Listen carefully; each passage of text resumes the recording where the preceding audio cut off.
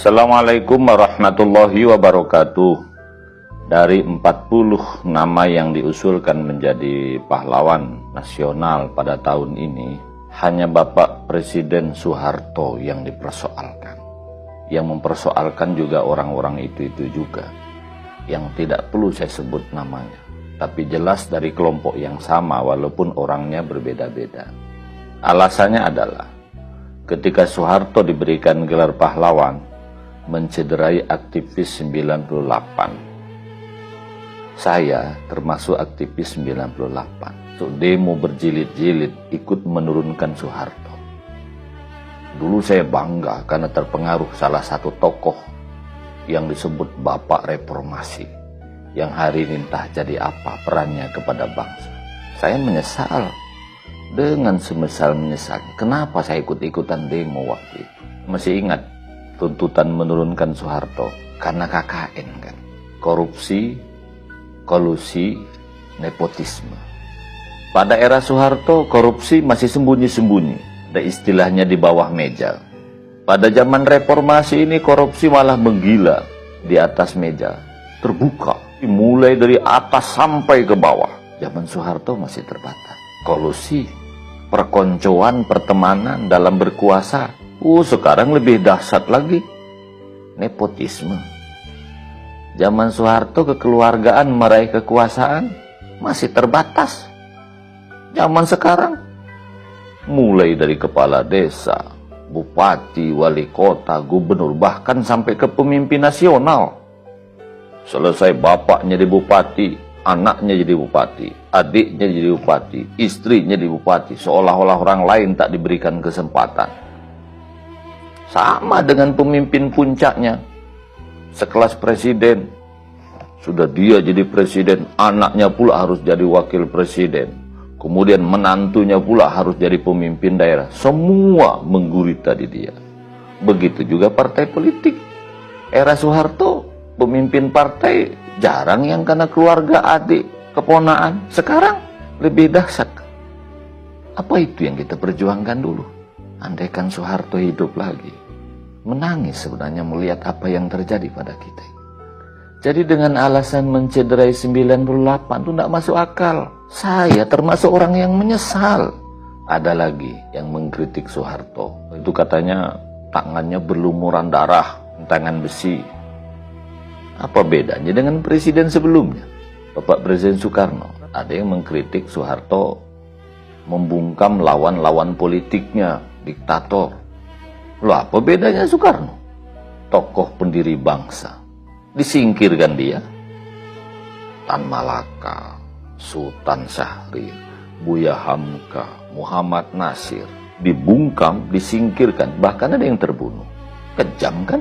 Katanya Soeharto berlumuran darah. Akibat ekses 65, nyawa tidak berdosa melayang. Apakah itu perintah Soeharto? Atau dendam kesumat orang yang sebelumnya dibantai oleh partai terlarang tersebut?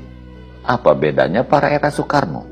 Revolusi sosial, Kesultanan Melayu yang ada di Sumatera Timur, ribuan nyawa melayang. Kesultanan Bulungan, Kesultanan Melayu juga. Saya miris mendengar cerita itu sebenarnya ketika saya pergi ke Sumatera Utara, pergi ke Tarakan, Bulungan. Ribuan orang juga melayangkan. Pada zaman siapa? Soekarno, bukan? Pengikut Kahar Muzakar, teman Soekarno juga yang mendirikan bangsa ini. Sama. Semua orang ini punya masalah. Tidak ada satupun orang yang sempurna. Bapak Presiden Soekarno saja dapat pahlawan sampai 3. Pahlawan keharmonisan umat Islam.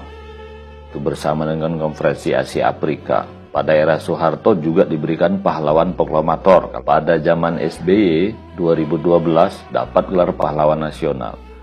Beliau punya kebaikan, tapi juga punya kesalahan. Kan biasa manusia. Begitu juga zaman Soeharto. Pak Harto tampil ke puncak kekuasaan, di mana Indonesia hampir bangkrut. Maka layak beliau menjadi pahlawan. Pada zaman Soeharto, politik stabil. Tidak ada saksi di TPS itu mati sampai 500 orang. Harga-harga sembako murah, bisa dikendalikan.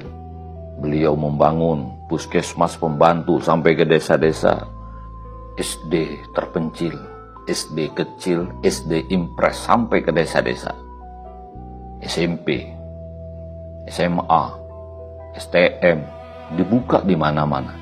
Perguruan tinggi, ada beasiswa yang namanya Super Semar. Pada era Soeharto, guru itu dihargai. Tidak ada wali murid melaporkan guru ke polisi. Di sekolah-sekolah diajarkan yang namanya pendidikan moral Pancasila. Murid hormat dengan guru, sesama kita tidak saling curiga. Fasilitas-fasilitas yang ada di desa-desa, ada yang namanya balai penyuluhan, ada kelompok pencapir, pembangunan terencana, repelita, janji-janji politik tidak muluk-muluk, konkret, real, pro wong cili. Lahan-lahan tidur di seluruh Indonesia dibuka, transmigrasi dan seterusnya. Kurang baik apa Soeharto? Pada era Soeharto, keamanan terjamin. Soeharto dalam hidupnya angkat senjata, bukan hanya banyak bicara, mempertaruhkan nyawa. Setelah menjadi presiden, dia fokus mengembalikan ekonomi agar lebih pulih, stabilitas politik, fokus untuk rakyat. Setia pada rakyat, setia pada satu istri, tidak kawin terus. Swasembada pangan betul-betul berhasil. Setelah tercukupi kebutuhan dalam negeri, kita ekspor membantu negara orang lain, bukannya impor kayak sekarang ini. Tidak ada sejengkal tanah pun yang lepas dari genggaman republik ini. Tapi setelahnya, Timur lepas. Sipa dan Legitan lepas. Bahkan BUMN pun terjual ke luar negeri kan. Pada zaman Soeharto juga, uang 50.000 bisa untuk menghidupi keluarga dalam 1 minggu. Kalau saya berpendapat, siapapun presiden Indonesia ke depan layak mendapatkan pahlawan. Meskipun dia mungkin ada kesalahan, karena manusia biasa. Kalau misalnya Bapak Presiden Prabowo tidak mau juga memberikan gelar pahlawan kepada Soeharto, Pak, kami ikhlas. Presiden kebanggaan kami Bapak gitu kan.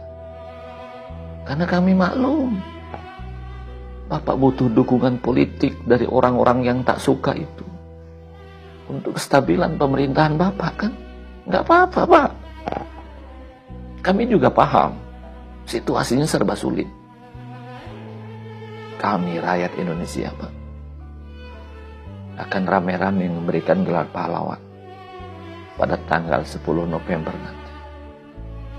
Saya mengajak kepada pengagum Soeharto, andaikan nanti Pak Prabowo tidak memberikan gelar pahlawan, kita rame-rame membuat tumpeng di seluruh Indonesia, memberikan gelar pahlawan rakyat Indonesia.